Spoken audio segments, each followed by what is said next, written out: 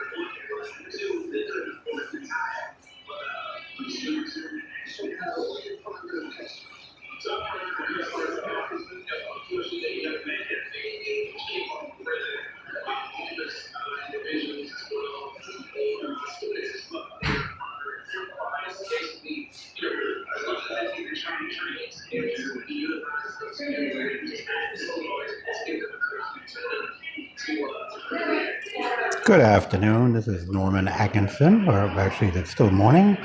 I love to tell a story. Today we're going to do a little bit of an update on a few things.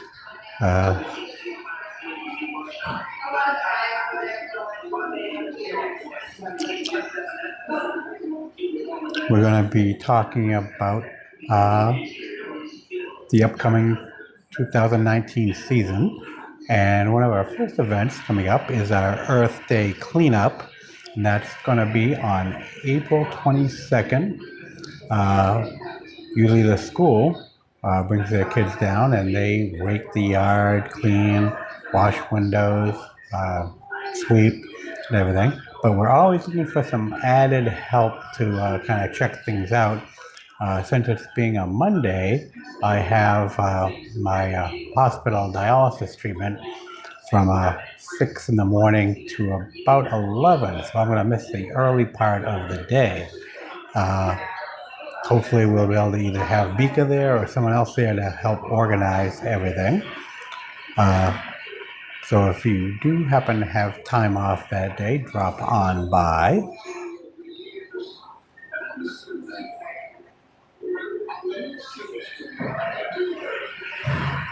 And let's see, our opening day for the season is going to be June 1st. We're going to be open from 10 to 4. And I have a lot of stuff I want to kind of get done this summer. A lot of little tiny projects, a lot of big projects. One of the projects I'm working on is the history of American Native Indians in the Moultonborough area. I've got quite a few stories and sites that I've found, and we've actually got in some Indian pottery shards that were found down on Geneva Point, down on Moultonborough Neck, back in the 1890s. Kind of neat.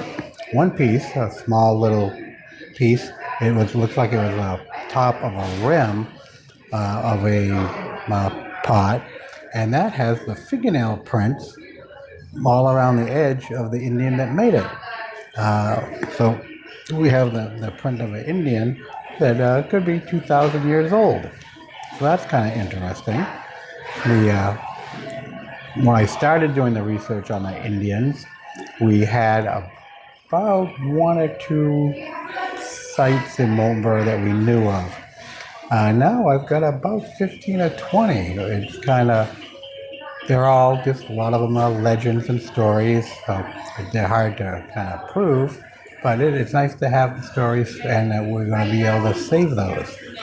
Uh, what other projects? Well, up in the Osprey Mountains, I'm still looking for the Roberts Cemetery. Now, my grandfather, Martha Oliver, and John Oliver found the Witham Wooden Cemetery back in the, I believe it's probably the late 60s, early 70s.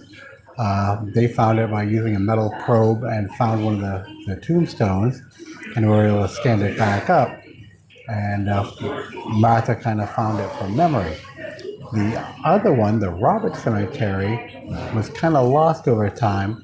One reason was it didn't have any real tombstones, it just had rocks as headstones. And Thomas Plant kind of didn't take care of the cemetery, let's say.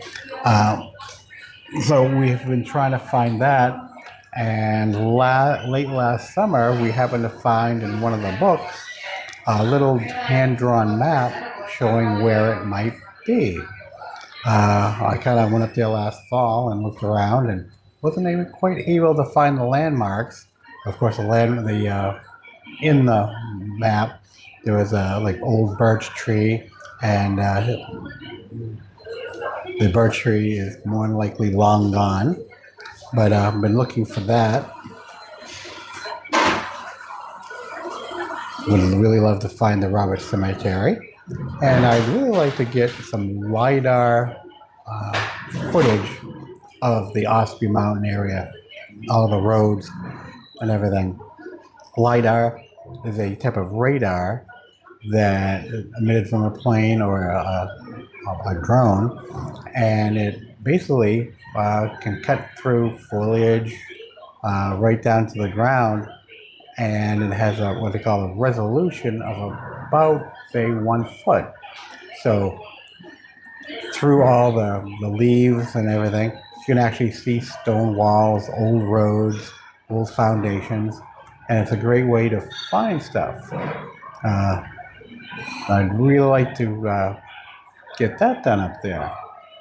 Another little project I'm trying to do is found an old map of Molten Borough and some stories that there used to be a road that went from Molten Borough Falls to Lee's Mills.